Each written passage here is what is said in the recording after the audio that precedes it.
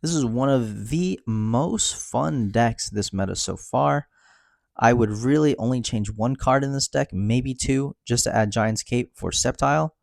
Not really liking that matchup all too much, but this deck alone did get me 6th place out of 224 people at Umbreons, only really losing to Sceptile.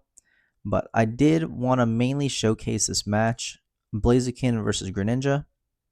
So starting turn one with one of the worst possible starts, Darkrai. This is the lowest of the low that you're going to get for this deck. Maybe starting Bombardier, but honestly, not too bad because you put the one energy on him and you get the Bombardier and you can just retreat for one. It's not too shabby. So we do get the nice Zoroark combo. I am not going to opt to put out Mega Absol. I do get kind of punished for doing that because they get that free copycat. They get a free retreat. They don't have the flame patch this early, but I just put the 1-in-1 down, start racking up some damage.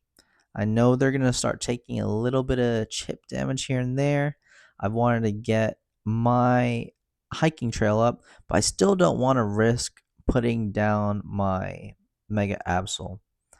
That's just too risky, too risky. You know, having a card down where you just immediately lose is never fun, especially when they have things like Greninja on the field. So they're going to put an energy in the back, really showing that they want to preserve their energies. I'm just going to use the Mezagosa first. Doesn't work out for me. I get the Bombardier anyways, so I'm able to swap back out, get the attack. And you mainly want to go for Zoroark in this matchup because Blaziken does 120, 20 with a burn. So you at least get to live with 10 HP. If you flip heads, you're good. Or if you just have that nice Pokemon Center Lady in hand, then you're able to keep the pressure going. So they get the Mezagosa off. I think they get Greninja here. No, they get Torchic. Now they put down their own trail looking for their Greninja setup. We do live with a 10. Still burned, so I'm kind of forced to use Lady here so I can get the pressure going. I unfortunately can't really look for all too much. Maybe could have played a little bit better, but I think I'm just trying to throw out this Ice Pop just to get the hiking trail activated. Either I heal up all the way, which is what it's looking like. Almost. Damn near. Damn near. And that's the one thing I really love about Lucky Ice Pop. I hate it, love it. Honestly, the card should not be in the game. But being able to achieve stuff like that at least gives you hope of I can always make a comeback. So definitely don't give up, guys. I check their deck list real quick. I go into Zoroa. I do have my draws. And I have the Zoroark already in hand. I'm just going to put down Mega Absol because we're already so far in. I might as well just attack. They get their rare candy off. So this game one is all them.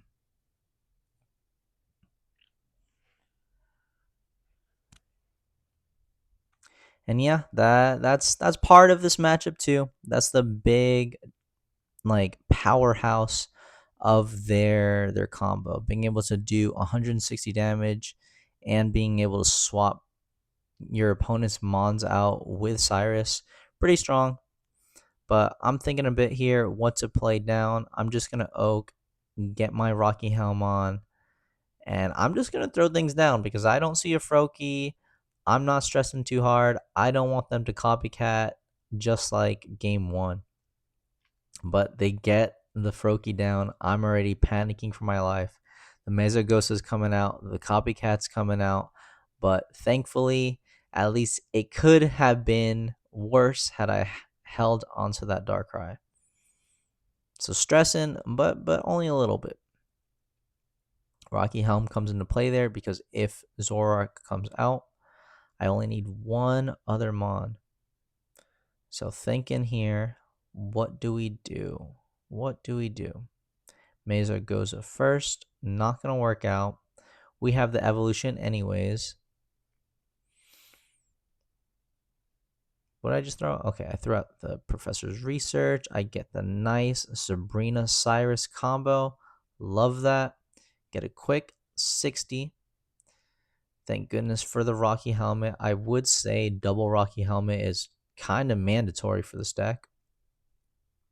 But Mesogoza does not work out for them. I think they're looking at deck lists because now they're down bad a little bit. If they can't find their Greninja, they're in a pretty rough patch, I'd say. So they just put the energy in the back, just like game one. And now I'm thinking to myself here, do I put down this Mega Absol? I'm going to opt to look for something. Get Zoroark, not playable.